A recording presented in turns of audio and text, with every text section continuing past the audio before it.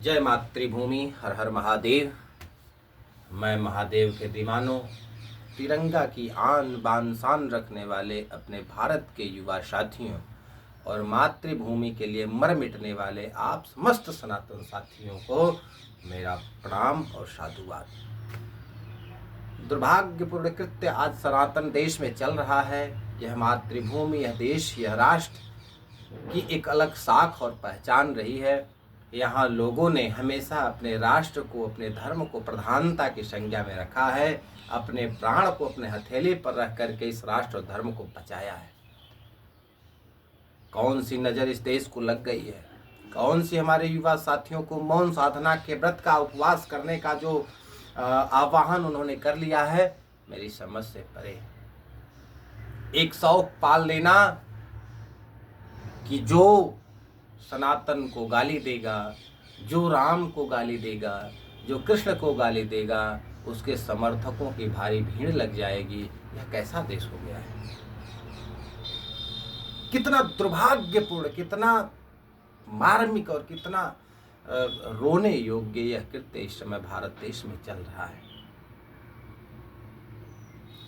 तो कौड़ी के आदमी जो भारत को, हमारी मातृभूमि की स्मिता को लूटने के लिए आते हैं। कैसे आते हैं मुझे इससे कोई लेना देना नहीं है, कौन बुलाता है कोई लेना देना नहीं, लेकिन आते हैं वह भारत भूमि को लूटने के लिए आते हैं।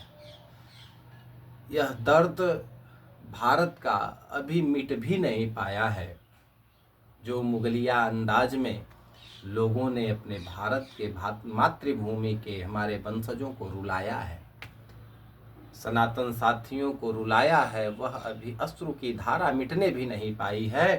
तब तक ऐसे करोदने का काम फिर से इस राक्षसों ने, इस कुत्तों ने भौंकने का और करोधने का काम शुरू कर दिया है।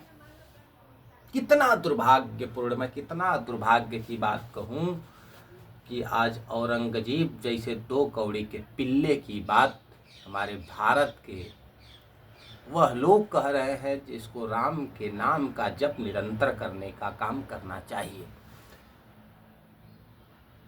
उनको, मुझे निश्चित रूप से यह पता है कि उनको किसी कुत्ते पिल्ले की नज़र लग गई है, जिससे किसी ऐसे राक्षस की छाया उनके ऊपर पड़ी है, उनके परिवार के ऊपर पड़ी है, जिससे वह कुबुद्धि के शिकार हो गए। यह आपकी कुबुद्धि आपके नाश का कारण बनेगी, यह निश्चित जान लीजिए। और आप ही नहीं मरेंगे, आपके साथ साथ सनातन के सभी साथी मारे जाएंगे।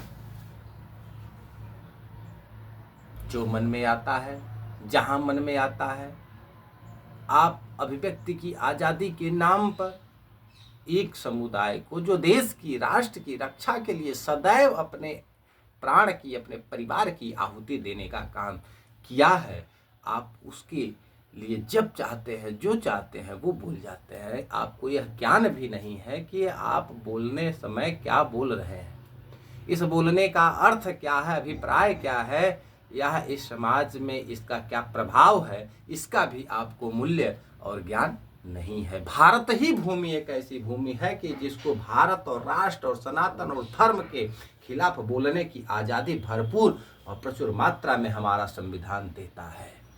अन्यथा पूरे विश्व में कोई ऐसा देश, कोई ऐसा राष्ट्र, निश्चित उंगली उठा करके आप बता दीजिए कि किसी राष्ट्र में उस राष्ट्रीयता के खिलाफ, उस धर्म के खिलाफ कोई आवाज़ उठाने का दुस्साहस करता है, और अगर कभी किया है तो उसकी गर्दन चौराहे पर अलग कर दी गई है।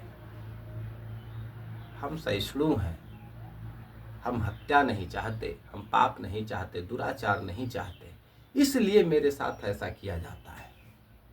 तो सुनिए, मेरा कान खोल के सुनिए कि भारत माँ को अर्पित मन के प्रखर समर्पण जैसी है, भारत माँ को अर्पित मन के प्रखर समर्पण जैसी है, शेखर और भाग भगत के जीवन दर्शन जैसी है। जब भी निकले रण में अरिका, शीश काट कर ही लौटे हैं, हम कान्हा के हाथ से छूटे चक्र सुदर्शन जैसे हैं, हम कान्हा के हाथ से छूटे चक्र सुदर्शन जैसे हैं। जिस दिन अगर अपने पे आ गए तो पापियों, दुराचारियों, दुष्टों, कुत्तों, भागने के लिए तुम्हारी जगह की कमी पड़ जाएगी।